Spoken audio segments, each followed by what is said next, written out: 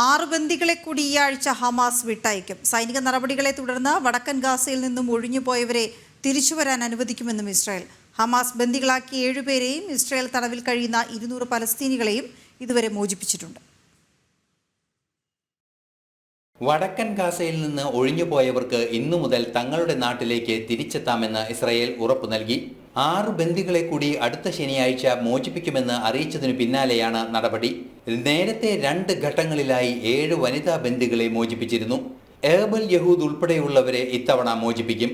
വനിതകളായ ബന്ദികളെ എല്ലാവരെയും വിട്ടയക്കണമെന്ന ധാരണയിൽ നിന്ന് ഹമാസ് പിന്നോട്ടു പോകുന്നതായി ഇസ്രായേൽ ആരോപിക്കുന്നുണ്ട്. ആദ്യ 2 ഘട്ടങ്ങളിലായി മോചിപ്പിച്ച വനിതകളുടെ കൂട്ടത്തിൽ ഏബൽ ഇല്ലാത്തതാണ് ഇസ്രായേൽ പ്രതിഷേധത്തിന് കാരണം.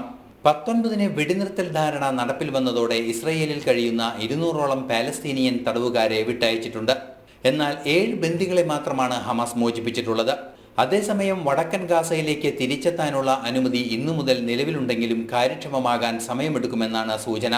യുദ്ധത്തെ തുടർന്ന് ഇസ്രായേൽ നിയന്ത്രണത്തിലാക്കിയ നെറ്റ്സ്ട്രീം ഇടനാഴി വഴി യാത്ര ചെയ്യാനാണ് ഗാസയിലെ ജനങ്ങൾക്ക് അനുമതി നൽകിയിരിക്കുന്നത്. വടക്കൻ ഗാസയിലെത്താൻ നിരവധി പേർ മേഖലയിൽ കാത്തിരിക്കുന്നുവെന്ന വിവരങ്ങളും പുറത്തുവരുന്നു. ഇന്റർനാഷണൽ ഡെസ്ക്, ജനം.